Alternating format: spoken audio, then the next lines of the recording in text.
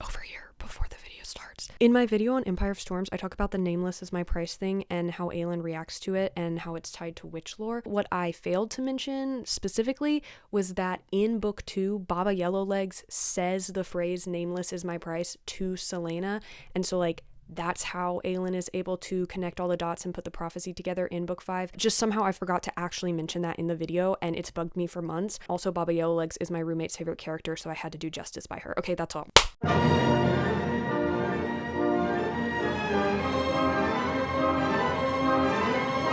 I'm not going to lie to you, it was worse than I remembered. This book brought me to tears, not because of anything that happened in it, but because the process of reading it had me in such genuine distress. The last 50 pages were the hardest pages to read. I just wanted it to be done, and it just wasn't done, and I was just like begging it to be over. So I mean it when I say that I deserve this shirt. Yes, I bought this for this video.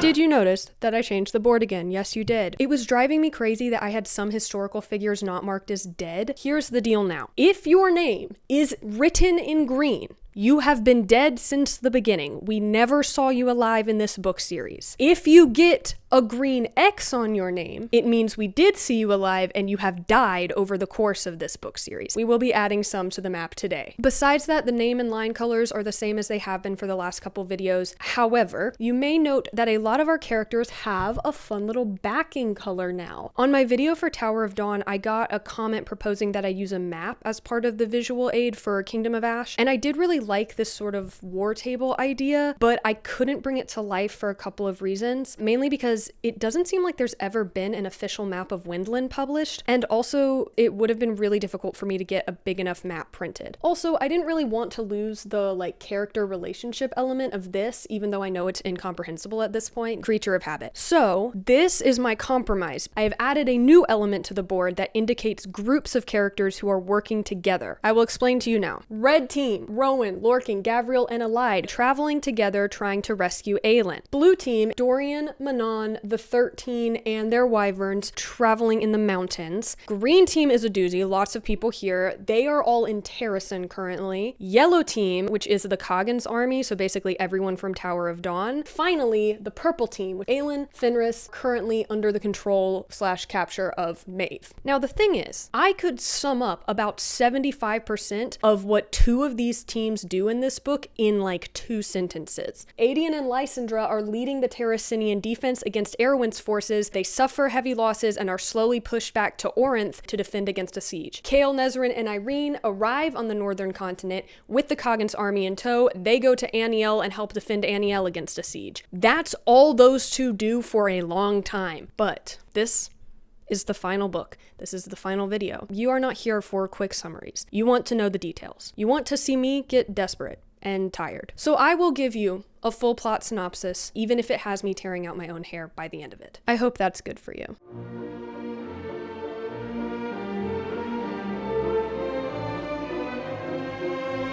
It's been 2 months since the end of Empire of Storms and about 1 month since the end of Tower of Dawn. Keep this in mind. Rowan and the red team are looking for Aelin. Aelin has been locked into an iron mask and a pair of like iron gauntlets, and she's regularly locked in an iron coffin that she has taken out of so that Cairn can torture her. Not so fun. Fenris is her only ally here, but he's trapped in wolf form because he's still under the blood oath. I'm gonna say this now, even though it doesn't come up here. Maeve is torturing Aelin for information about where the word keys are and to make Aelin swear the blood oath to her so she can control her. The fucking blood oath, guys. But so far, Aelin hasn't told her anything. Chapter 1 actually opens on Aedion. He's leading the Bane again. Green team is currently stationed in the Allsbrook lands with Ren. Green team is basically the army that Aelin gathered at the end of book 5, which is now operating under Aedion and Lysandra disguised as Aelin. It's really divided into like 3 sub-teams who are always together in this book but come from different origins. So there's the Novella allies that got summoned in book 5, like Galen and Ansel and Ilias, and the Whitethorn cousins, Inda and Selene. And then there's this group I started calling the Young Lords, which is basically everyone in the Terrasen court under the age of 25. Aedion, Ren, and then these 2 brothers we meet in this book named Sol and Ravi of Surya. The Young Lords are in support of Aelin politically and are constantly butting heads with the Old Lords who hate her, aka Darrow and his buddies Sloane,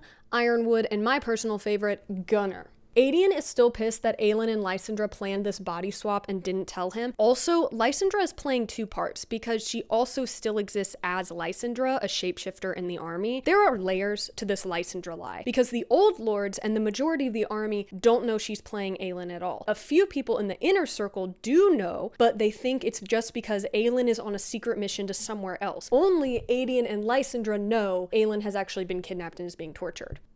What do y'all know about President Woodrow Wilson?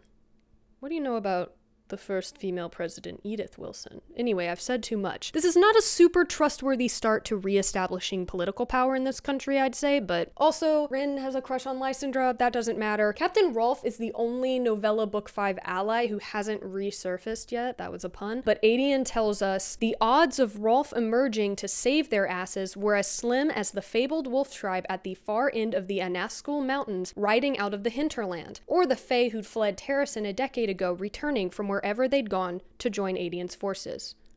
Who the fuck are the Wolf Tribe? The Young Lords are playing a numbers game with the council to try and reinstate Aelin, who is not really Aelin, as queen, since Darrow and his crew refused to recognize her. I can't tell if it's Murtagh or Rin who actually holds the Allsbrook vote. Either way, it's currently 4 against Aelin and 3 for her. Who's the third? Oh, Elide. Where is Elide? With the red team, currently trekking through a bunch of old abandoned Fae kingdoms in Winland, except then they find one that isn't abandoned, it's full of people. Rowan keeps interrogating / beating up Maeve's commanders that they find for info on where she's keeping Aelin. So far this hasn't worked and they just keep having to kill these guys, great. Blue team, the 13 went off at the end of book 5 to search for any surviving Crokins to bring to the cause, since Manon is actually the rightful Crokin queen. Dorian went with them because he has 2 word keys Aelin left and he's looking for the third one. Collecting all 3 word keys is the first step to reforging the lock, capital L. This is the role for which Mala's bloodline was destined and which will require the person forging the lock to sacrifice all their magic and their life, remember? But the trail on the 3rd word key has gone kind of cold, so Dorian's really just on a ride along with the witches right now. The 13 have also started training him in a bunch of combat, but it doesn't matter. Dorian and Manon have been hooking up in the woods, but they never define the relationship because they both have issues. And Dorian is kind of in a depressive episode, not gonna lie. He feels pretty numb to the world except for when he's having wild witch sex. He's basically decided that even if Rowan rescues Aelin, he's going to be the one to sacrifice himself because Aelin has a mate and a husband and a kingdom waiting for her. Dorian's content to hang with the witches for now, even though they haven't had any luck finding Crokins, but he has a secret plan. So he goes off into the woods with his sword Damaris and summons the ghost of Gavin Havilyard. He does this to ask him where the 3rd word key is, but Gavin won't tell him because he doesn't want his wife Elena to vanish into the abyss when the lock is reforged, which begs the question,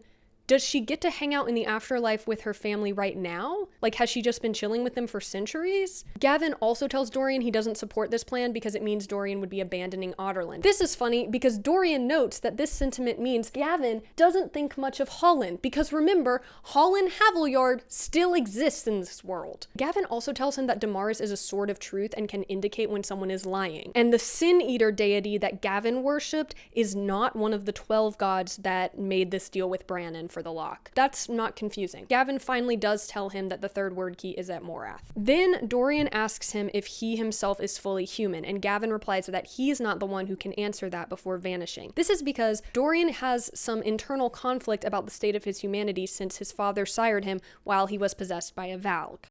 Welcome to the tangent portal, the tangent zone, the tangent pocket dimension. This is where I will be unpacking my tangential thoughts for you. Number 1, Dorian tangent. Here is the thing about Dorian. He has one of the most compelling character conflicts in the entire series. In the early books and in his backstory, he's this just privileged prince who hates his father, but is too scared of him to rebel in any like meaningful political way. So he just rebels by being the wayward playboy son. But at the same time, we see he is genuinely a good person who has qualities of a good leader. When Sorsha dies in front of him and those good parts of of himself get corrupted when he is possessed by a demon and loses his autonomy for an entire book and is made to torture and kill his own friends and people. And then once he regains his autonomy and gets unpossessed, he learns that his father, the man who got him possessed in the first place, was also possessed by a demon. I'm not really a big fan of like father-son daddy issue plots generally, but this is compelling. If Dorian hates his father for all the terrible things he did while possessed, how can Dorian not? That was the only version of his father he knew. But then how does he reckon with the fact that he also did terrible things while possessed? The knowledge that his father was possessed does not absolve him of all the things he did. If Dorian can't forgive his father because he was a victim of his father's reign of terror, how can he forgive himself for what he did? A monster.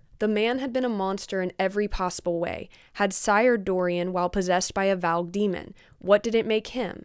His blood ran red, and the Valg prince who'd infested Dorian himself had delighted on feasting on him, on making him enjoy all he'd done while collared. But did it still make him fully human? Is that not good? Is that not good shit? Red Team learns that Maeve took Aelin to Doranel, which they literally just hadn't bothered to check. Also, Lorcan and Elide are still fighting because Elide's pissed that he crawled after Maeve on the beach in book 5. But when they finally do talk about it, Lorcan reveals it was all just a big misunderstanding because he wasn't actually crawling after Maeve, he was crawling after Aelin. Elide is like, I don't know, I still don't forgive you. Vaughn alert! Vaughn alert, guys, we got a Vaughn mention, love this guy. He's still roaming around the north looking for Lorcan, and they're like, man, if he was here, he could help us. Yeah, but he's not.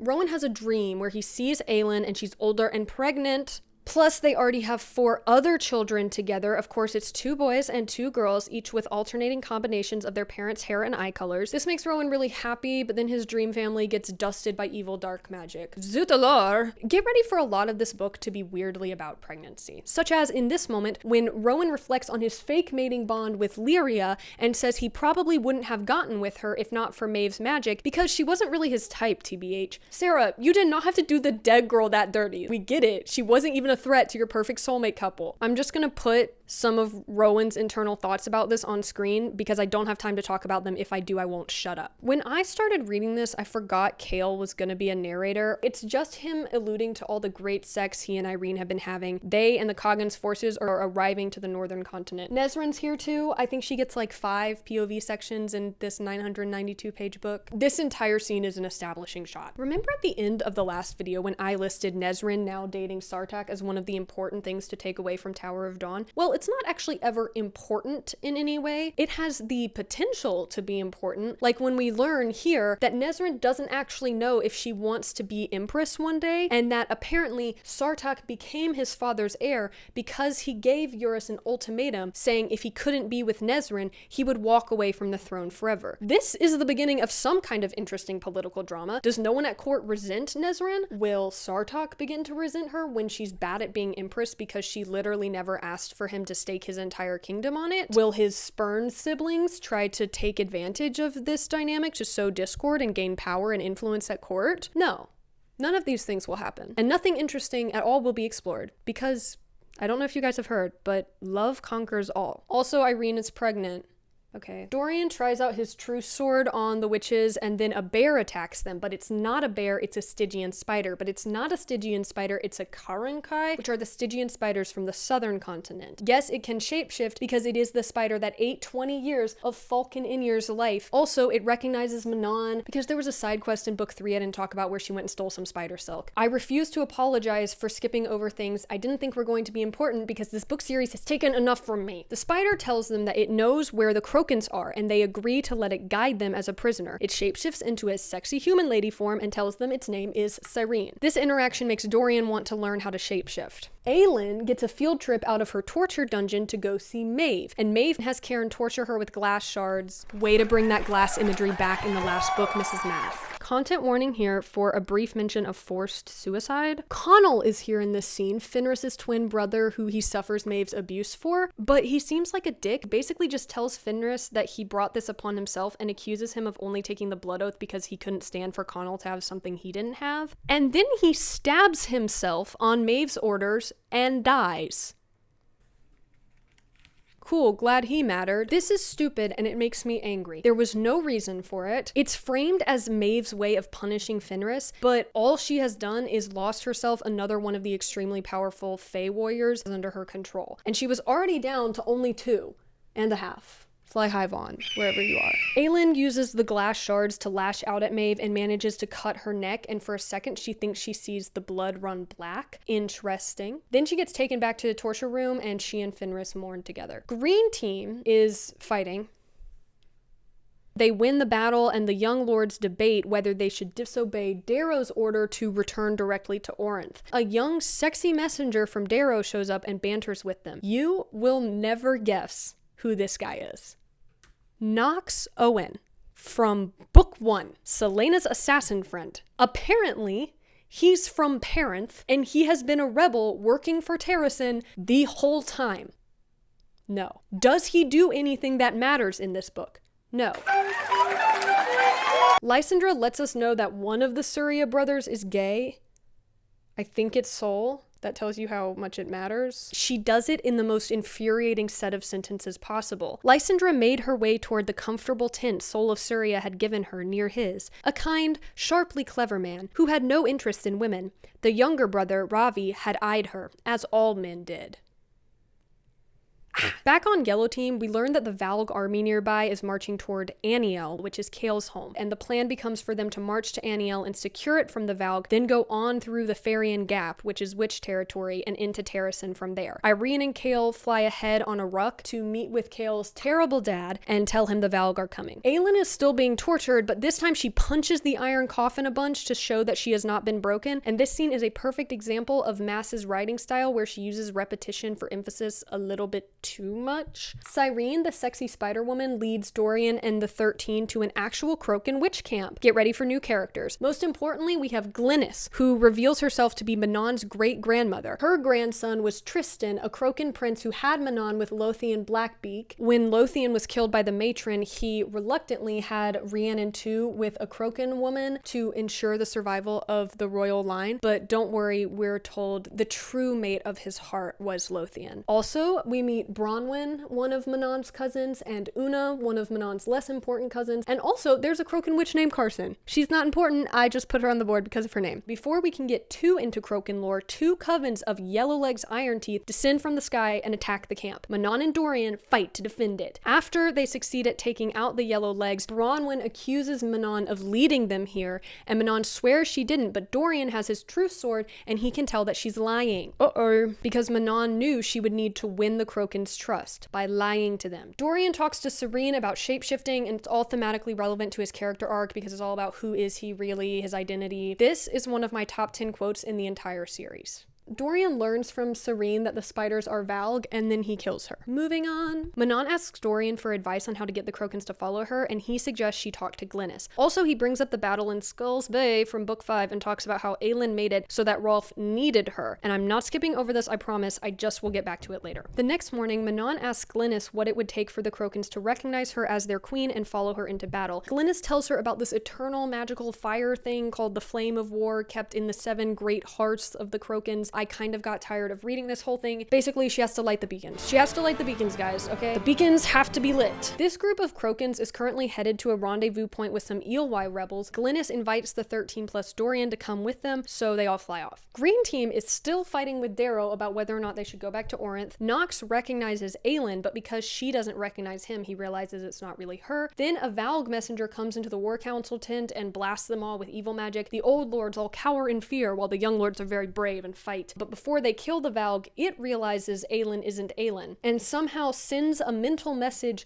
down a long obsidian bond to Erwin about it. Would you believe me if I told you that this never matters? Eventually, Green Team decides that they aren't going back to Orinth no matter what the Old Lords want, so Nox drugs the Old Lords and the entire army and the younger set move out in the night, leaving them behind. This is also the last time that Nox makes an appearance in this book. Thank you for playing, sir. Thank you for wasting my time. Kale's terrible dad has apparently sent his mom and brother Terran to the mountains for safety. Maybe they're hanging out with Queen Georgina and Holman. Part of Aelin Aylin's torture is Maeve putting her through these visions so that she struggles to know what's real and what isn't. One of these visions consists of Aylin hanging with Maeve as if she were just her cool aunt in Doranel, and Maeve tells her a story about her own past, which is literally just the exact same information we learned about Maeve and the Valg Kings from Not Shelob in Tower of Dawn. This is infuriating to read again, but it's also really funny because I'm like, did Sarah not think anyone read Tower of Dawn? Did she have that little faith in her book? Maeve tells Aylin that she's leaving Doranel for a few days to go retrieve an obsidian collar to use on her. Smash cut to reveal that the obsidian collar is actually just a fake rumor that Rowan started to get Maeve to leave Doranel. So, what is the plan for Red Team to rescue Aylin? Well, remember, Elide is an actress, so she pretends to be Cairn's ex and goes around asking people where he is. She meets these two Fae women named Asar and Drazinda, and Asar is A, secretly on the good guy's side, and B, Lorcan's ex-girlfriend. This makes Elide insecure because she's immortal and beautiful. Asar tells her what camp Cairn and Aylin are at. Aylin, meanwhile, is inside the camp antagonizing Cairn so that he'll snap and possibly kill her, but when they actually start fighting, Fenris is able to break through the blood oath to come to her rescue. Rowan is busting into the camp and just killing everyone he sees while Lorcan and Gavriel hang back for his signal, but since Aylin manages to escape Cairn while he's fighting Fenris, she ends up leaving the camp at the same time that Rowan is entering it. So the first person who actually finds her is Lorcan, and he starts like sending signals to Rowan to tell him they've got her. He brings Aylin into the woods where Elide is. And then when Aylin manages to tell them that Fenris is still behind with Cairn, Rowan and Gavriel go back to get him, and they also skin Cairn alive and kill him just for funsies. Goodbye. Aylin is still locked in her iron mask and gauntlets, and she starts panicking when the others can't figure out how to get them off, but then she shows them the word mark that means to open, and they use it to free her. Her magic is finally released, and they've got her back.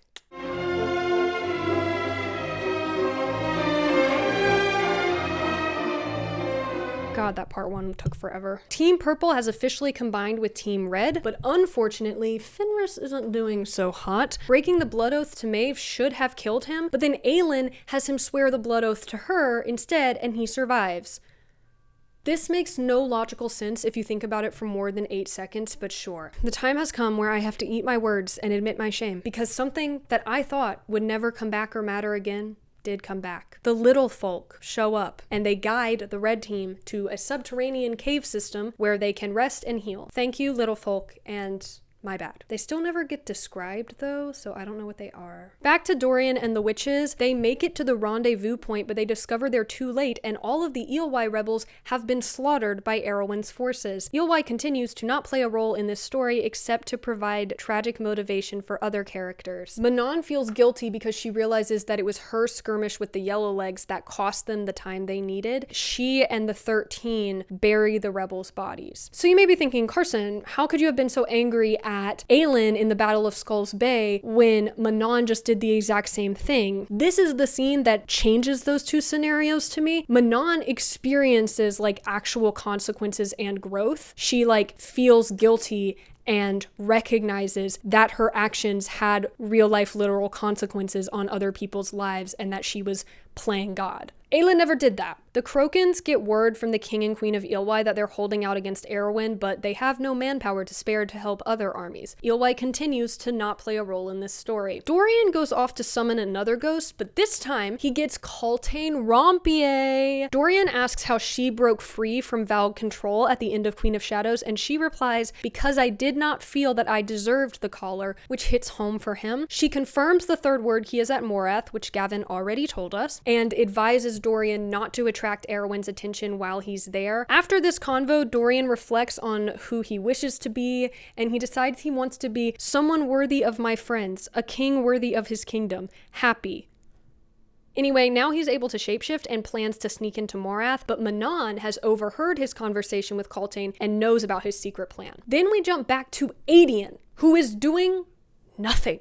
Green team keeps fighting battles and they're running out of allies. Because Lysandra doesn't actually have fire powers, people are getting suspicious and upset that it seems like Aelin won't use her magic to help them. And Lysandra and Aedion have another fight, which ends with him kicking her out of his tent, wearing nothing but a cloak into the snow. Cool, normal things to do to your love interest. Aelin in the caves wakes up and debriefs Rowan a little bit. He tells her that she's been gone for 2 months, 3 days, and 7 hours, officially confirming the exact amount of time that's passed between the end of book 5 and this point. Keep that in mind. Also, because they're married, she is officially Aelin Ashriver Whitethorn Galathinius now. Then a boat pulled by 2 eels pulls up on an underground river and Red Team climbs aboard. The little folk also give Aelin Mab's crown, which is described as a throwback to her great-grandmother, and it's like, why is the word throwback here? Red Team is on this boat for 3 days, and nothing really happens, but I will point out a few pieces of writing that anger and confuse me. First off, Alai didn't bother responding,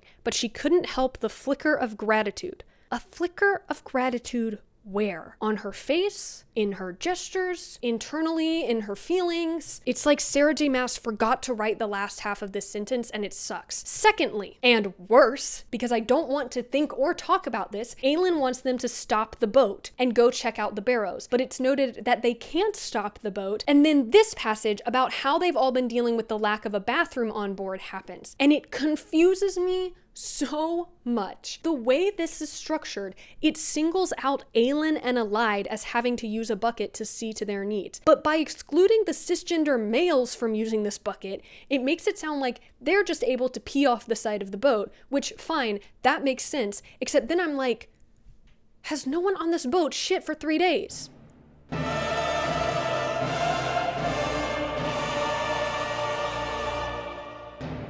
Like, why are the men excluded?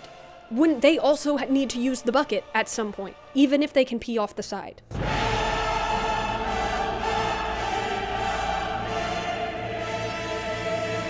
If we assume that seeing to their needs does mean both actions, then isn't the way this is written implying that the males don't need to relieve themselves at all? What is going on here? I hate this. Why bring up their bathroom needs at all? But you did, and now I have questions. Aelin, Rowan, Gavriel, and Fenris go and investigate a barrow, which, if you didn't know, is like a tomb, and they steal a bunch of gold and weapons and stuff buried with these people. Meanwhile, Alide and Lorcan are left to have awkward conversation on the boat. They argue once again about whether or not she can forgive him. This is the only conflict these two have this entire book. Fenris has been in his wolf form this whole time because of trauma. He finally is able to shapeshift back, and he tells his friends of Connell's death. Next up at Aniel, Bort is here and reminds us she's betrothed to Yaren, who's also here. Morath's army finally arrives, and Cale and his father prepare to fight. His dad confesses that actually Cale's mom left him and took Taryn with her, and also he reveals Irene's pregnancy to Cale, like he noticed. Don't worry though, that chapter was just setting up the battle, and before we actually get to see the battle, we shift back to Manon, who we last saw on a cliffhanger ending of a chapter where she was overhearing Dorian's secret plan. But instead of returning us to that moment, this chapter takes us back in time a little bit so we can see her and the 13 dig the grave for the Eelwai rebels from her perspective. This book is exhausting. Manon has decided to switch her priorities up because she is both Iron Teeth and Croken, and she can't turn her back on the Iron Teeth part of herself. So now she wants to split off from this Croken group and go to the Farian Gap to try and talk to Petra Blueblood. So when we get to her talking to Dorian, she tells him he can use their mission into the Farian Gap as a trial run for him sneaking into Morath. And he succeeds. He shapeshifts and makes it into the Omega, and then Manon and the 13 pull up and make their pitch to Petra's Legion. Okay, this is crazy. Manon tells them the Blackbeak matron is planning to betray the other 2 clans and rule the Waste as a singular High Witch Queen when this war is over. I don't remember if this was ever alluded to before. It probably was, but I don't remember. Secondly, isn't Manon going to rule as a singular High Witch Queen in the Wastes when this is all over? Anyway, her entire basis of her argument as to why the Iron Teeth should ally with her is that they should be better. And I'm sorry, but I just don't think this appeal would work. Guys, I know we're on opposite sides of this conflict, but have you considered that my side is actually morally superior and you should join us? Like, why would that make them like her? My disbelief is being suspended, and it's about to drop. We're reaching the end of where it will be suspended. The suspension is nearing the end of it, so we're reaching the end of where it can be suspended to. You're on thin ice, Maas. Aelin and her team make it out of the caves and they set sail on a boat from Windland to Terracine. God, this scene. Okay. Aelin tells Lorcan that since she doesn't trust him, if he's going to join up with them, he has to swear the blood oath to her. If he refuses, she will not allow him into Terracine. If he agrees, she will apparently grant him his freedom, which is the exact opposite of what the blood oath is. Freedom isn't freedom if it comes contingent on other circumstances. When Aelin says, you'll be free to do whatever you want as long as you meet my requirements first, all that she's saying is, you don't actually have your freedom from me. It's not freedom if it's only granted after there's a system put in place for her to control him if he doesn't do what she wants. But whatever, of course he swears the blood oath to her because she's got to catch them all, and also he wants the chance to live in Terracine with Alide again. Aelin gives him the command to protect Terracine and its people, so she can give them orders. In case you're keeping count, this means all of the males except for Gavriel are now blood sworn to Aelin, and apparently that's because she wants to offer the blood oath to Aedion before Gavriel as a sign of respect. Meanwhile, the yellow team is 5 days into the siege battle we left them at the beginning of. It's funny to me in this book that literally everyone can tell Irene is pregnant. To date, she has not told a single person. Lord Westfall noticed it, all of her healer friends notice it, and now Chaol also knows. He's fighting on horseback because his mobility is limited while Irene uses so much energy healing because, remember, their life forces are bound to each other now. Anyway, nothing interesting or important happens in this battle scene. As night falls, they call a war council and someone unexpected enters, but we don't see who it is before the chapter ends, except I'm going to tell you because I'm tired of jumping around. It's Aelin. It's fucking Aelin and the red team. They were just on a boat. This timeline is so confusing. Everyone on red and yellow meets and or reunites and updates each other on their lives. Because Chaol hasn't been important in so long, he's never met Lorcan, Gavriel, or Fenris. Fenris also reveals his last name in this book. I want you to guess what it is. It's Moonbeam. She named the fucking Wolf brothers, Fenris and Connell, Moonbeam. Back to the green team, they're also still in battle mode. Aedion has Rogue Galathinius' old shield, which is special. Lysandra almost sacrifices herself as Aelin to save their army, and Aedion freaks out and comes to her aid. And then a bad Iron Teeth Legion pulls up with a witch tower, which is one of those mirrored battle towers the matrons were working on with Erwin since book 4. The way these work is a witch jumps into the tower and does the yielding. The power of the yielding is reflected in all of the mirrors in this tower and blasts out onto the battlefield in a beam of incineration energy. So they do this. Don't worry. Everyone important on green team is fine. Red team is trying to convince the Southerners to come with them to Terracine after they wrap up this siege of Aniel. So in the upcoming battle to defend Aniel, Aelin has to really show off. Then Bort and Falcon come bursting into this council. Falcon is hot and young again. The spider that ate his 20 years has died, which means this is the point where Dorian killed Serene, which I will tell you occurred 34 chapters ago. 34. 3-4. Who edited this book? Also, Falcon and Aelin know each other from the novellas. I don't care. This whole conversation segues into a discussion of the Stygian spiders where Nesryn reveals their valgness and relation to Maeve. She does this through 3 paragraphs of the exact same information the reader already learned in Tower of Dawn and also already learned in Kingdom of Ash when Maeve told it to Aelin. Gavriel points out this reveal of Maeve being Valg doesn't actually matter that much, and I agree. But then Rowan's like, knowing a Valg queen wants to enslave my mate and nearly did so changes a great deal. And I'm like, no, it literally doesn't. Why would it? You can't just tell me that and expect me to believe it because you said so, Rowan. I have a fucking brain. It doesn't matter that Aelin's your mate, you already loved her. It doesn't matter that Maeve is Valg, you already hated her and feared her. You all already knew that she wanted to kidnap and enslave Aelin. What does it change? Sorry. Lorcan and Alide fight. Again. About Maeve. Again. Sounds like you're jealous. The only thing I'm jealous of is that she's rid of you. Boom. Then she tells him that she doesn't care if he survives the battle tomorrow.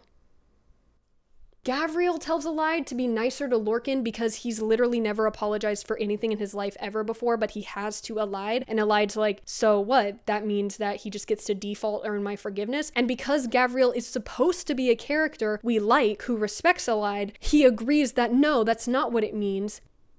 But Has she considered that maybe it does? Ugh! And then Lysandra wakes up wounded after her big fight. She shifted back into herself while unconscious, so the jig is up and pretty much everyone here knows that she is an Aelin. This is the one Aedion and Lysandra scene I'm going to go in depth on. Aedion is at her bedside and he apologizes for the way he's been treating her since he realized how important she was to him when he saw her almost die on the battlefield, and he still loves her. Lysandra replies, "I have been degraded and humiliated in so many ways for so many years. But I have never felt as humiliated as I did when you threw me into the snow, when you called me a lying bitch in front of our friends and allies, and yet it takes me nearly dying for you to realize that you've been an ass. It takes me nearly dying for you to see me as human again. I wanted it to be you. After Wesley, after all of it, I wanted it to be you, and you threw me into the snow." This is good. It's emotional, it feels real and natural coming from Lysandra. It elicited a reaction from me as the reader. There is a weight to this speech that shows how Aedion's actions have had actual consequences on the relationship between them. The problem is, that is the climax of the conflict between them. All this scene ultimately does is point out that his actions should have repercussions, but then it's like Maas thinks that pointing that out counts as a repercussion. Even as Aedion leaves the room in this scene, he's like, "Don't worry, I still plan to marry you one day." So it kind of like undermines Lysandra's big moment. Darrow has shown up at camp pissed that Aedion refuses to follow orders, and he strips him of his title as general, replacing him with Aedion's buddy Killian. But this doesn't matter because we're told that Killian just keeps treating Aedion like he's general. Darrow's also pissed at Lysandra for shapeshifting into Aelin, and he takes the Sword of Orinth from Aedion. Then there's this random section from a random nameless soldier's POV to show how, like, morale is down in the army or whatever. Flip-flopping back to the other battle plot in Aniel, Chaol tells Irene that he knows she's pregnant. He's like, "Don't worry, I'll win this war for you quickly, my beautiful pregnant wife, so that I can build us a house with my bare two manly hands." Ugh. And then Aelin gets added to the list of people who noticed Irene is pregnant before she can tell them. Isn't Irene, like, not even out of the first trimester? It's been a month since the end of Tower of Dawn. This crew also puts together that Aelin's actually the rightful ruler of the Fae in Doranel because Maeve's a pretender. Jesus. Attention, everyone. If you had Dorian shapeshifts into a female witch and considers masturbating on your Kingdom of Ash bingo card, congratulations. Not a joke. How many people were scared? Me too. I was really, really scared. Manon and him flirt while he's in this form, and Dorian experiences a thrill that shot through his blood as she leaned down to growl at him. Listen, Dorian just needs, like, something. Right before the 13 plans to set off, where are they going? I don't remember. All three Iron Teeth matrons descend from the sky to attack Manon. Yellowlegs over here is wearing Rhiannon 1's stolen crown. Cressida Blueblood, Petra's mom, seems more hesitant than the other two, but Manon duels them all and kills Matron Yellowlegs. Rest in pieces. Taking Rhiannon 1's crown for herself. She lets Cressida go and offers her grandmother's kill to Astrid, but then Grandma flees and escapes. After this, Glynis and the other Crokins kneel to Manon and accept her as their queen. The siege towers from Morath approach, but Aelin suits up in fancy golden armor and inspires everyone even without her magic. Side note, Aelin hasn't really used her magic since torture time. Everyone except Irene and Elide are fighting their healing. Great job, ladies. In this battle, a group of Morath soldiers start trying to break this dam nearby to flood the battlefield around Aniel and the city. Nezrin and Sartak and Salki and Kadara have to go stop them, but not before it gets dam-edged. Meanwhile, Lorcan is just absolutely tearing his way through enemies on this battlefield because he doesn't have anything left to live for if Elide doesn't want him. But then he gets overwhelmed by enemies and stabbed a bunch and passes out. Uh-oh. Everyone else regroups behind the castle walls. They use the rucks to start evacuating people from the battlefield because the dam won't hold very long. And then Elide arrives and is like, "Where's Lorcan?" And without waiting for anyone else, Elide takes Chaol's horse and races out onto the battlefield to try and find him. She follows the trail of dead Valg and finds him barely conscious, way far away from the castle. They manage to both get on the horse, but Lorcan's like, it's okay, I love you, let me go. And Elida's like, I'll never let go, Jack. And they start racing back across the battlefield. But oh no, the dam broke. What will happen next? Get ready. Aelin gets airdropped by a ruck onto the plain before them and uses her fire powers to activate the hot springs under the valley floor. And it's crazy because she's been digging down into her power for 3 months, so it evaporates all the water.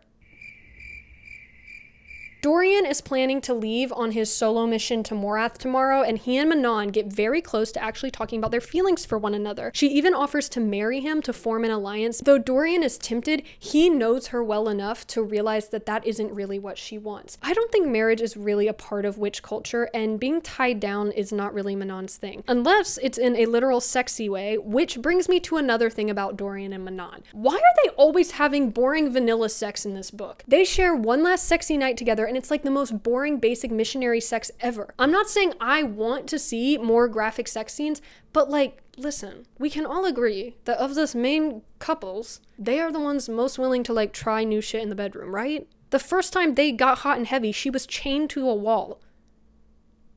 Anyway, Rolf and the Mycenians pull up on a river just in time to save the green team from getting decimated. In the aftermath at Aniel, Irene and Hafiza heal Lorcan. Remember Hafiza? Cashin is here now. He pulls up with reinforcements. Remember Cashin? Guys, Tower of Dawn was important, I promise. Elide is with Lorcan when he wakes up, and she tells him she loves him too, and they kiss and get horny and reconcile, blah, blah, blah. Ask me about their canonical height difference. I dare you. Here's my issue with the whole Lorcan and Elide thing in this book. Person A was angry at Person B and refusing to talk to them. Person B almost dies in battle, and when faced with Person B's potential death, Person A realizes their true feelings for them and comes to their rescue. When Person B wakes up in the hospital, Person A apologizes and confesses their love. This is the exact same thing we saw with Lysandra and Adian a few chapters ago. Except Lysandra got on Adian's ass about how bullshit it was that he could just decide to forgive her now that he was afraid she'd almost died, and expect them to jump right back in where they left off. So it feels a little weird to have Elide and Lorcan play out the exact same thing as like their happy ending.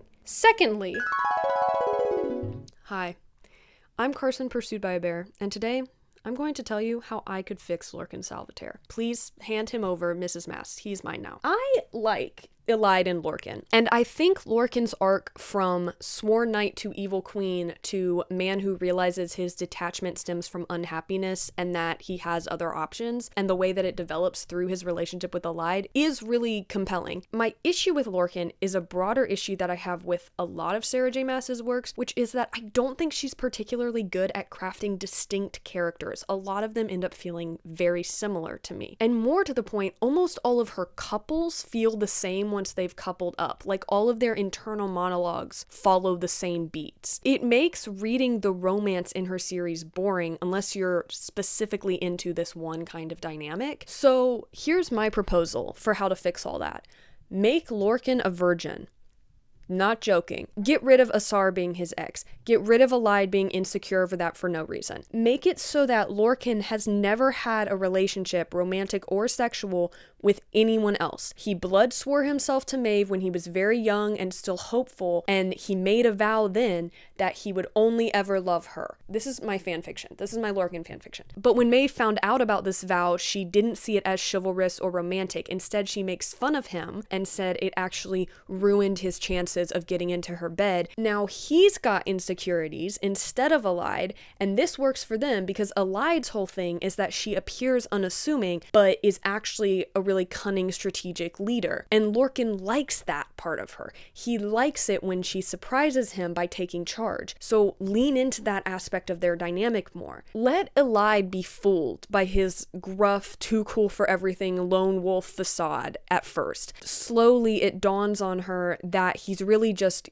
covering up the fact that he's awkward, Mr. Darcy style. These two are fake married for a good chunk of book 5, and it would be so much more interesting to me if over the course of that subplot, Elide realizes he's dismissive of their play acting, not because he disdains her, but actually because he's nervous and uncertain because he's never been in a relationship before. He doesn't want to appear weak by revealing that inexperience and that he doesn't know how to act. Lorcan's devotion to Maeve was safe, but it wasn't real. It was something he was hiding behind. Make it so that he is scared when he has real feelings for Alide. Make it so that there are stakes to this relationship. I think he becomes a much deeper and more layered character if that's the case. When they do finally get together, make them both newcomers who are learning how to navigate all aspects of this relationship together. Make Lorcan shy in the bedroom instead of him being experienced just because he's a hot man. I think this would achieve 3 things. Number 1, add to the overall impact of his character development as he opens himself up more. Second, equalize the power dynamic between him and Alide and illustrate their compatibility despite their outward differences. And third, it would just straight up do a lot to differentiate Lorcan from other men, especially the other Fae males in this series. And it would differentiate their relationship from the other relationships as well. Thank you for coming to my TED Talk.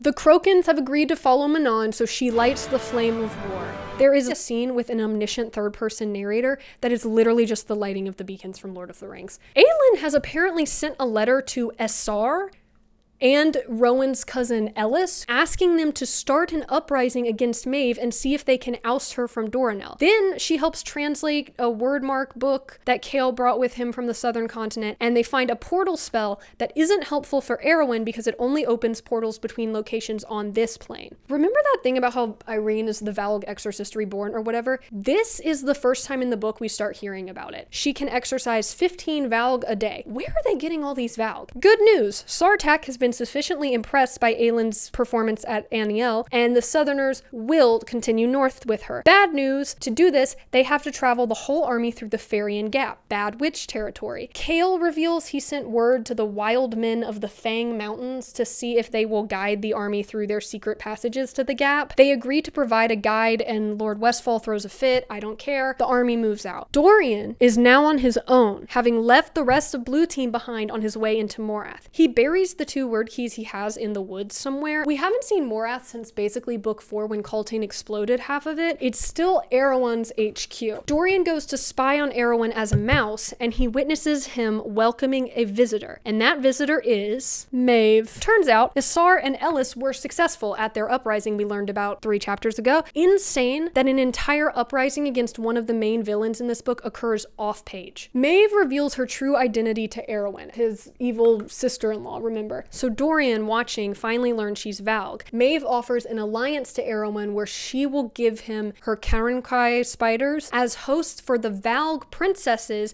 that he's been keeping back as his secret weapons. Erewhon says he'll think about it, and then Dorian Mouse follows Maeve back to her rooms at Morath, where she reveals she knew he was there the entire goddamn time. She also knows who he is because she recognized him in Aelin's memories or something. Now get ready for this. Maeve proposes that she and Dorian actually team up against Erewhon in order to find the 3rd word key. Her pitch is basically neither Aelin nor Dorian will have to die for it if they choose to wield the power of the word keys instead of destroy them. Also, has he considered that Aelin kind of sucks actually? In response, Dorian offers Maeve a marriage alliance.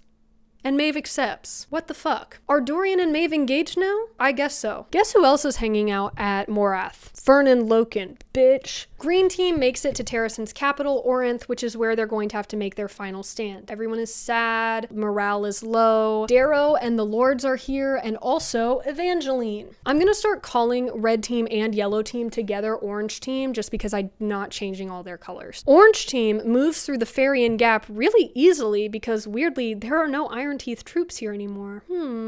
Guys, I need you to brace yourselves for the next bit. Are you sitting down? Take a seat. Way back in book 1, you may remember Celaena's biggest competition in the assassin competition thing was Cain. And at the end of their fight, Chaol actually had to kill him. Why is this important right now? Because Cain was apparently a wild man. So when Chaol is being led through these mountains by the wild men, he reflects on him and tells us he refrains from mentioning that he himself had killed one of their kind almost a year ago. Stop. Pause. It might as well have been a decade ago for all that had happened since he'd killed Cain during his duel with Aelin. Yulmes was still weeks away. Hey, what? There was a 2-month gap between the end of Empire of Storms and the beginning of Kingdom of Ash. Does that mean that the first 5 books in this series took place over 10 months?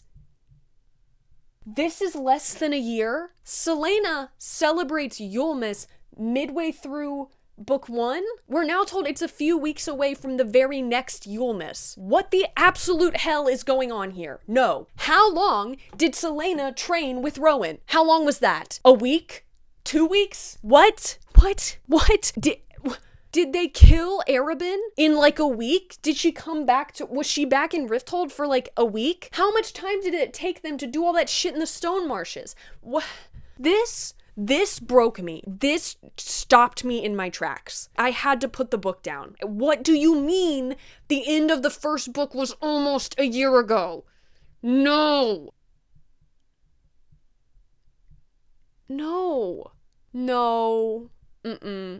Do you know what else this means? This means that I was wrong in my Tower of Dawn video when I made fun of Kale for getting married after knowing her for 3 months. That's wrong. What? Why would you not make the timeline longer than that? Gavriel approaches Kale and offers him congratulations on Irene's pregnancy, which immediately segues into a daddy issues conversation, which I hate, but this does give us the one piece of Kale writing I had an emotional reaction to, where he tells Gavriel he knows Adian will always want to forgive him because it's what he secretly wishes he could do with his own father. I hate Kale, but this punched me in the stomach. Erwin has accepted the terms of Maeve's alliance, so Spider Princesses are a go, but she and Dorian keep sneaking around looking for word keys. In the meantime, Dorian finds a locked iron door in the dungeon, which isn't great for his PTSD, and also things are about to get a lot not greater. He shifts into a gnat to get in, and behind the locked door is a shattered sarcophagus and a bunch of wordstone collars. This is where Erwin was sealed at the base of the mountain. Dorian reflects that Erwin hadn't needed a collar to possess his dad, not when the man possessed no magic in his veins. And I'm just like, what? Dorian gets his magic from his dad, descended from Elena and thus Brannon, I thought. Anyway, Nat Dorian has a panic attack because of the Valg energy in this room, and Maeve has to come get him. Then she lore dumps about herself to her new fiancé, and the only thing about it I want to zero in on is that she tells him she usually keeps a Fae healer with her, which we, the reader, can assume is this owl familiar we've seen hanging around her in the past. So apparently, there's a secret 7th person who swore the blood oath to Maeve. This, literally, never comes up again.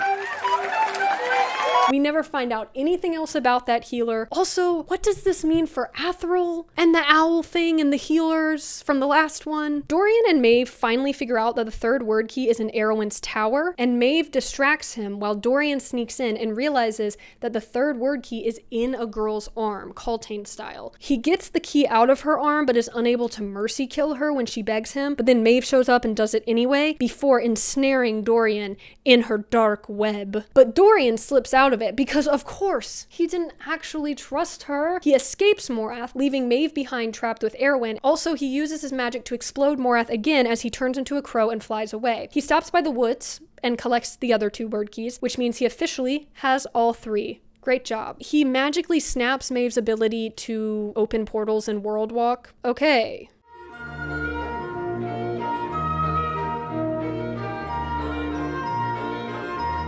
Elide and Irene have kind of bonded, and Irene tells her that she could maybe try to help heal her leg one day, but Elide can't think about that right now because she has to deal with the fact that they just stumbled across Vernon in the mountains and have taken him prisoner. Because this is a Sarah J Maas novel and she just can't help herself, Elide gets to confront Vernon about all the terrible things he's done, and then she gets to tell him that he didn't break her. Once she leaves this room, she's never going to think about him ever again. Then she gives him up to Aelin and the cadre, telling them the only thing she wants is a quick death for him because that's what her father would have asked for. Aelin doesn't deliver on that promise. Instead, she swears to Vernon none of them will hurt him, so that he gives up information about the fact that Maeve arrived at Morath and is allied with Erwin now, and then Aelin leaves him locked in that room to slowly starve to death. Breaking news, Green Team is still running low on morale. Guys, I really think we're getting close to the end for them. I really think they're feeling very sad. I've heard that a few times. Darrow and Lysandra bond because he's nice to Evangeline, okay. Everyone at Orinth is getting ready for battle, and then a legion of Iron Teeth show up, freaking them out. But then the 13 and the Crokins show up to help them fight. Oh, yes, the last alliance of elves and men. So we come to it after 500 years.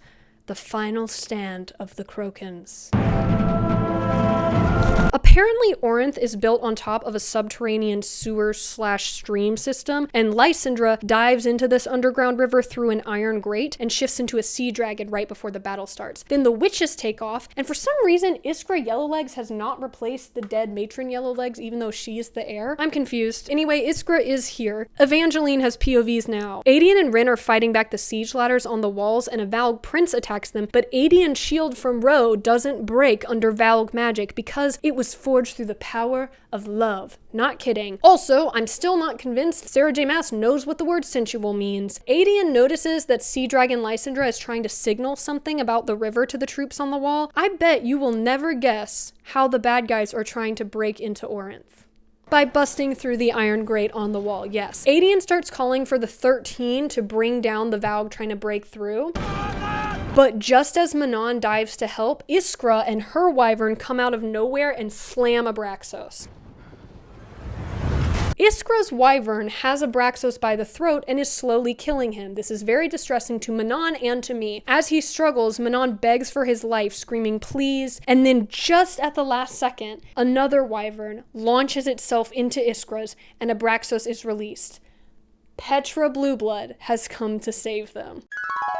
I will not lie to you. This scene makes me get emotional. This is good writing. Well done, Sarah J Maas. This is great. Because when we met Manon in book 3, she was a hardcore and unfeeling Iron Teeth. Her arc has always been about learning to see compassion and emotion as strengths instead of weaknesses, and accepting the parts of herself that feel. And the first person, the first creature Manon feels compassion for is Abraxos. Her bond with him is what starts her on her whole journey. And because of her bond with Abraxos, Manon is able to recognize the bond between Petra and her wyvern Keely, and that empathy is what allows her to extend compassion to Petra and save her life during the war games. Iskra kills Keely. She would have killed Petra too, except Keely fought to stay alive long enough for Manon and Abraxos to save her. This scene is almost an exact parallel to that, except now Manon is in Petra's role. She is the one begging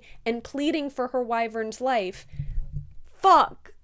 It's good. This is good. Manon is cast in Petra's role. Petra, who Manon once scorned for being too emotional and weak. At this point in Kingdom of Ash, we have seen Manon accept that her emotions don't make her weak. We've seen the respect and love she carries for her wyvern, her coven, her feelings for Dorian. And this is a real, coming full circle moment where Manon saved Petra from Iskra in book 3 because of her bond with Abraxos. But Keely still died. And now Petra gets to repay her, saving Manon and Abraxos, and killing Iskra in the same moment, all in memory of Keely. Sorry that is beautiful to me. Sorry. Manon is one of the only characters in these books that actually start somewhere significantly different from where she ends up, and this is the moment that caps off that arc for her.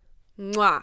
Good job. Petra has brought her host from the Farian Gap to fight alongside Manon, and with her help killing Iskra, the rest of the 13 are able to drop a bunch of rocks on the Valg trying to break through the iron grate. Abraxos is very wounded though, and when they get behind the walls in Orinth, he cannot fly. Adian is also hurt, but who gives a fuck about Adian when Abraxos is dying? It's okay, he's gonna be fine, but something else sad is about to happen, so hold on to your butts. There is a witch tower here, and it's operational. Manon says she and the 13 could break through the formation to the tower and take it down, but the 13 all turn on her. What? Astran and Sorrel knock Manon to her knees, and while she's down, the rest of the 13 all get on their wyverns and fly off. Because yes, very sadly, All 12 members of the 13 who are not Manon sacrifice themselves and perform the yielding in order to blow up the enemy witch tower from the inside. Grandma Blackbeak also dies too. This is the only death scene in this book that makes me emotional at all, and they're barely even characters. This sacrifice helps break the curse on the western waste so that the Iron Teeth can live there again. But Manon is torn up about this, understandably. The Valg forces pull back, and after the battle, Manon and Abraxos go down to the battlefield to mourn. Meanwhile, on the other side of the island, Elide and Lorcan have a sexy moment involving her feet. They talk about Vernon and Parenth since Elide's officially Duchess again, and then they get sexy once more. Top 10 lines in this series. Orange team is booking it to Orinth, and on their way, a single wyvern lands on the road and shapeshifts into Dorian. He gets to reunite with Kale. It's sweet. The only person in this whole book Irene actually gets to tell about her pregnancy is Dorian. Now, Aelin lays out Orange team's options. They can either continue north and use Aelin's magic to help fight at Orinth, or they can forge the lock now since Dorian has the keys and lose Aelin and her magic, but banish Erwin from their world. They vote on it, but the vote doesn't matter because later that night, Aelin and Rowan have the brilliant fucking idea that maybe if Aelin and Dorian each give half of their magic to the lock, neither of them will have to die. Two halves make a whole, right? No!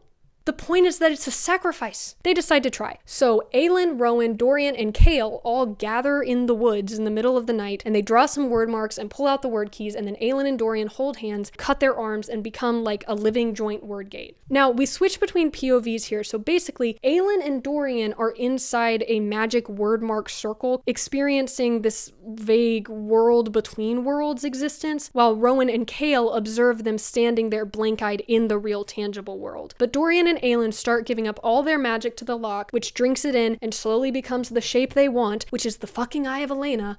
Let it go, guys! The process starts to hurt, and they're both screaming in pain, about to lose all their power and die, and then another person shows up in the magic circle realm, and guess who it fucking is. Dorian's fucking dad. Dorian's fucking dad. Somehow, Dorian's truth sword, to tell the truth, summoned the ghost of the nameless king, and guess what he fucking says? I'll tell you. He says, I will do it. I will take the ring to Mordor, aka sacrifice my life and my power to reforge the lock. Hold that thought, because we're not done. Aelin and Dorian are like, what? Understandably. And the king says, hey, what's my name? And they can't answer. What's his fucking name? He doesn't have one. King says, nameless is my price.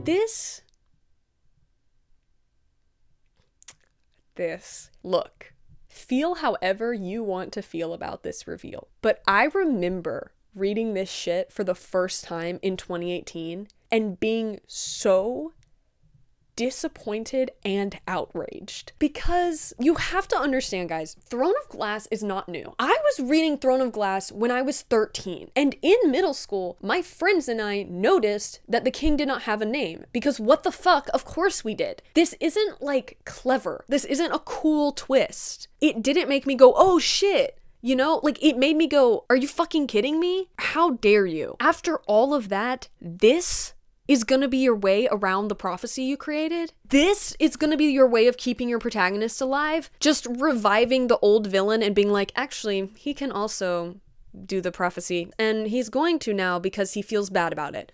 Shut up! Shut up! Shut up. Don't talk to me. Don't come by my house. Apparently, Erewhon erased the king's name from history or something, and now he says, let me pay this. Does Mala's blood not flow through my veins as well? First off, remember a while ago when Dorian noted that his dad apparently didn't have magic in his veins? Yeah, I'm confused about all this. So is Sarah J Maas, I'd wager. But secondly, let's focus on the flowing through his veins part of that quote. The king is fucking dead. The king is a ghost. How the hell does him sacrificing his magic and life make any fucking sense here? He doesn't have blood left to sacrifice, magic or not. This does not line up with the way the prophecy was stated to us in book 5. Don't piss me off. It's about to go to Jupiter to get more stupider too. Listen, Aelin and the nameless king push Dorian out of the circle to save him, and the king vanishes entirely into the lock. And because he's a ghost, I guess, Aelin still has to give up all of her fire magic. The only magic she has left is a little tiny bit of water magic from her mom. And then the 12 specific gods who made this deal with Brannon appear. Assholes. They have Elena's ghost to take with them, except Aelin wants a new bargain. Instead of the gods taking Arwen with them when they go through to their homeworld, the entire fucking reason for forging this lock in the first place, Aelin wants them to trade Arwen for Elena and leave her behind to stay with her family in the afterlife. This is dumb as fuck. I'm sorry. Ugh! Aelin's reasoning here is that now they have Irene's exorcism powers, so they won't even need the gods to destroy Arwen for them. Instead of agreeing to this new deal, the goddess Diana approaches Elena's ghost and shatters her into nothingness. What? Then she says they don't make bargains with mortals and tells Aelin basically to go fuck herself. She isn't getting Elena, and they're not taking Arwen through. This is so frustrating, it becomes hilarious. Someone finally tells Aelin no, and it makes the entire buildup of the last 800 pages worthless. I am so tired, and for what? But just as the gods cross the threshold back into their homeworld, Mala, Elena's mother, hesitates and gives Aelin a new gift of power, and Aelin uses it to rip open a portal in the sky of the gods' world that leads to the underworld realm she once opened a door to in Rifthold back in Book 2. Then she locks the gods in with their new hellish underworld friends. I have quite a few questions about all of this. Aelin uses the lock to rapidly fall through a bunch of different realities as she tries to find her way back to Aurelia, and in doing so we get to see a cameo from the ACOTAR characters. Also, Aelin is now known as the Queen Who Walked Through Worlds. She makes it back to her homeworld just as the word gate slams shut forever.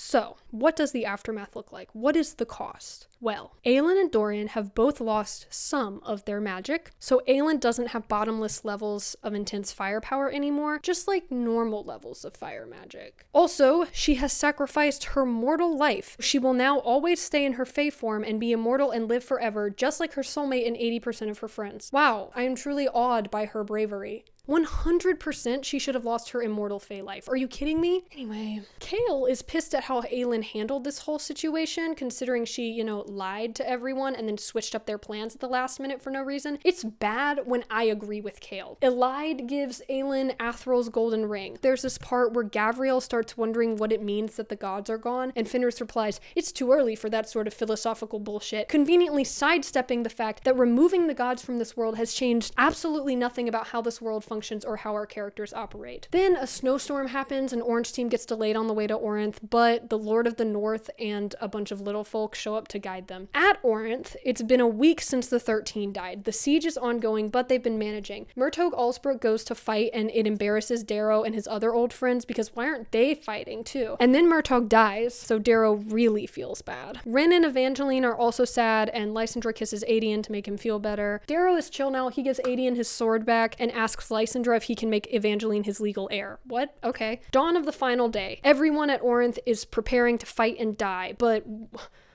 what's that? It's Aelin and her army riding over the hill to save them from their besieged state. And it's going great. Everyone is fighting. Morale is up. But the Western Gate is set upon and Gavriel goes to defend it, tragically sacrificing himself to save his son Aedion.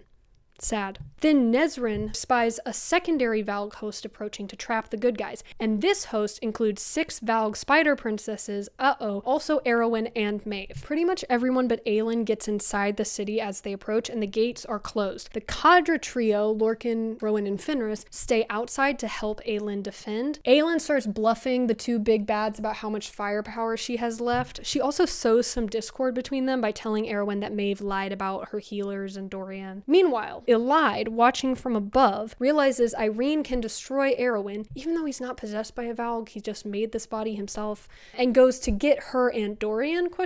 What could their plan be? Upon realizing that there are healers here, Arwen freaks out and gets an Ilkin to drop him off on the battlements where Irene is, leaving Maeve to fight Aelin. They fight, I don't want to get into it, but Aelin fights Maeve's mind manipulations off with her memories of Nehemia, so that's sweet. The Cadre shows up to help, and Maeve traps them all in hallucinations in their their own mind and then beats the shit out of them. Meanwhile, Erwin does a villain monologue, but it doesn't matter because Irene traps him in place with a word mark, and guess what? That's not Irene, it's Dorian. What? Where's Irene? Free fall flyby shooting you with healing powers, bitch. That's right, Rook Lysandra is carrying Irene in her claws as she blasts Erwin with healing magic. Dorian pulls out Damaris and pins Erwin to the ground with it, and then Irene exorcises him so completely with the power of her womb or something that he explodes. I'm not joking, there is a weird emphasis on Irene's pregnancy and motherhood and her abilities as a life giver in this section. Anyway, Dorian asks Erwin what his dad's name was before he explodes, and it turns out it was Dorian Sr. 1 down, 1 to go. Back to Maeve. She knows Aelin has lost most of her magic, but she's still trying to convince her to take the blood oath for some reason. Aelin helps the boys break free of their hallucinations, and Rowan lends her his own magic through Karanam. And now, for the final so genius moment of Aelin, she sketches the word mark that opens a portal within this world in the snow, because apparently she had a vision while in the magic circle a few days ago, and planned all this out with Rowan beforehand. Down the battlefield, portal after portal opened, and beyond each portal, the teeming mass of people could be seen. The army. Now, I know what you may be thinking. Who the fuck is coming through these portals? Haven't we collected all of Aelin's various allies? And what you may have forgotten, don't worry, it's an easy mistake to make, is that the mythical wolf tribe got mentioned offhand way back in the beginning of this book, so of course, they had to put in an appearance. The Wolf Tribe and the Lost Fae of Terrasen are here to help fight the Spider Princesses, while Fenris stabs Maeve in the back with Goldrin, and Aelin slides the Ring of Valg immunity onto Maeve's finger. Valg Maeve's constitution does not agree with the Ring of Valg immunity, and she dies. Hooray!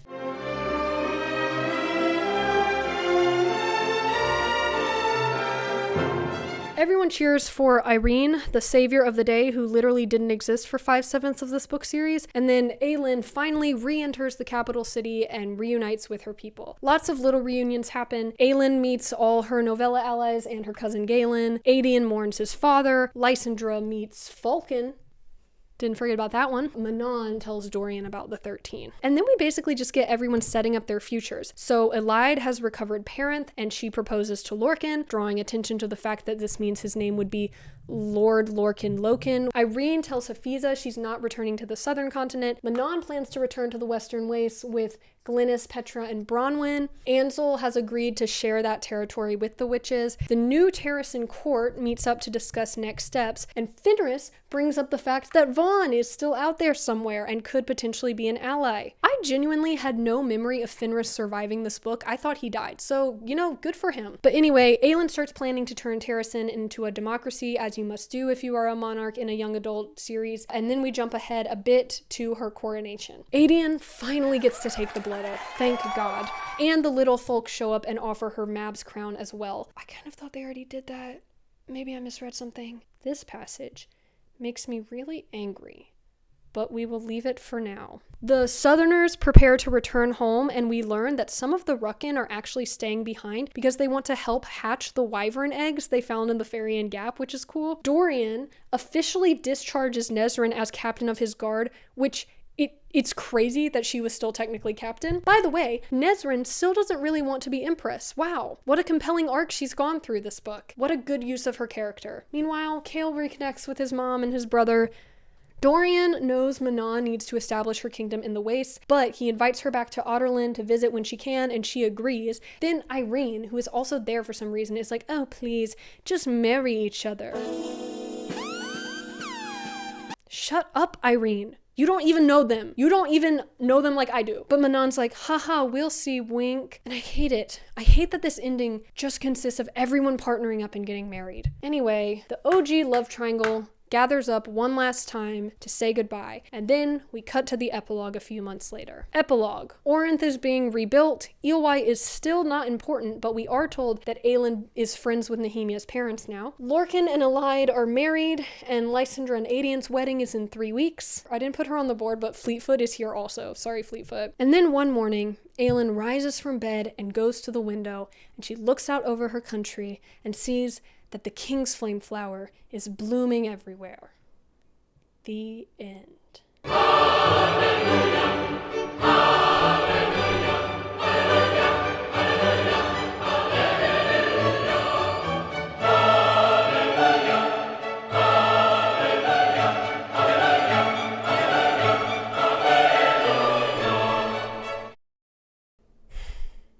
So here we are, at the end of all things. Did I enjoy it? No. But I did enjoy making these videos and hearing feedback from you guys on them, and at the end of the day, that is what is important to me. I made the first video in this series back in 2020 in the midst of lockdown when I was still technically in high school. That is crazy. It's taken me 4 years to get to the end, but I know that I would have run out of steam a long time ago if it hadn't been for you guys actually watching the videos and interacting with them and telling me that you enjoyed them. So thank you for that. Thank you to you for watching and commenting and liking and just giving me the encouragement to continue with this series. Thank you to my roommate who has lived with this on our wall for more than a year. Thank you. And it must be said, thank you to Sarah J Maas for providing me with this terrible book series that I love to hate so much. Thank you to the Academy and my family and God and Jesus and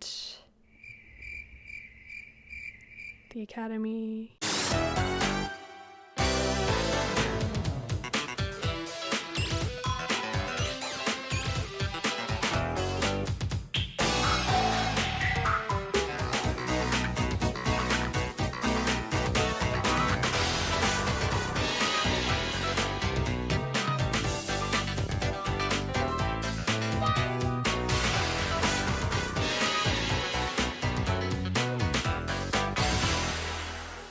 Looking ahead to the future, I've had a couple comments asking me if I plan to do a recap breakdown like this again, and I do have some ideas. There's nothing I'm 100% committed to yet. These take a long time, guys. It took me 4 years to do this, so. However, I am planning to do a final thoughts Throne of Glass video, so if you're still watching and you have any questions about the books or these videos or just any thoughts you want to share, you can leave them in the comments on this video, and I'll try to tailor the conversation in that video kind of around what you guys are interested in hearing about. Thank you so much for watching. Again, I truly hope that these videos have brought you some measure of entertainment. I am pursued by a bear, also known as your best friend Carson, and I will see you guys later. Thank you for being a friend.